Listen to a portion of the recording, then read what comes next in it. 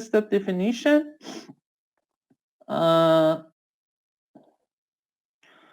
we need to also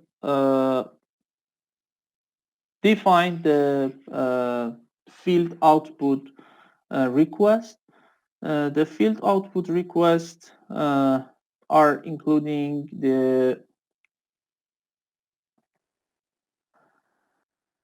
thermal properties like the nodal temperature, element temperature, and heat flux vector. And also, since we defined the solution dependent state variable and also the predefined field variable for the thermal conductivity properties, we need to define these two parameters as well. And since the thermal analysis is very, very, you know, has a large ODB file, so we can set the frequency of the output for every, for example, 20 to 25 increments to reduce the size of the ODB file. And the next step is to define the interaction. I mean, the element activation for the two layers. So here you can see that the first and second layer are deactivated at first.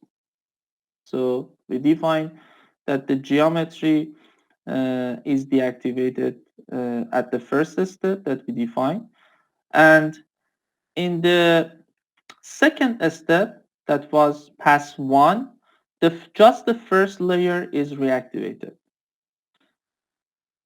Just the first layer is reactivated. This is defined using the model change module, model change in the interaction module. So you can see here by using this module, we can activate and deactivate the first and second layer. And also after the first dwell time, on the fourth pass, the second layer is reactivated again. And we define it on the pass dash 4 step. And it will continue until the end of the whole process. Apart from the activation, deactivation and activation of the layers, we need to define the boundary condition for the first and second layer. So the typical boundary conditions that must be defined for the LPBF process is the convection and radiation. In fact, we define the conductivity in the material properties, and the thermal conductivity will be applied in the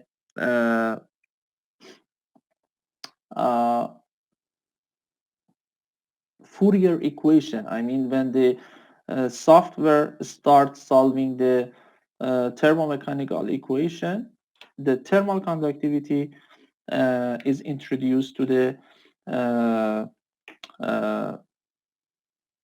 equations, and but for the boundary conditions, we need to also introduce the convection and radiation to the first and second layer. But how we can do this? For the first layer, we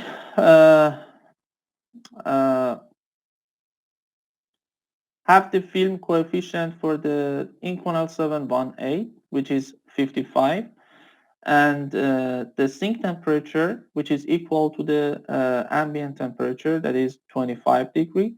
So let me just show you the first layer and the substrate, you will see that the convection for the first layer is defined to all the external surface of the first layer. So this is also done for the second layer. I mean, the convection is defined for the second layer. So the convection, the film coefficient is introduced to all the external surfaces of the second layer. And we can also define the convection, heat transfer convection to the upper surface of the, substrate. But that's not compulsory. However, I define uh, the same forced convection to the upper surface of the substrate, and also the natural convection, which has the smaller value of the film coefficient to the side surface of the substrate. These are not very, very, compulsory to be defined. However, to have a more accurate prediction, you can also define these convections on the convection on these surfaces. And the other boundary condition is the radiation. So we define the radiation on the first and second layer. Let me show you just the first layer and the substrate. So the radiation is introduced to the all the external surfaces of the first layer. And for the second layer, we define the radiation, and it must be applied to the first and second layer, because when the second layer is deposited on the first layer, so the first layer is going to remelt again. So we need to define the radiation for the both layers when the second layer is being applied.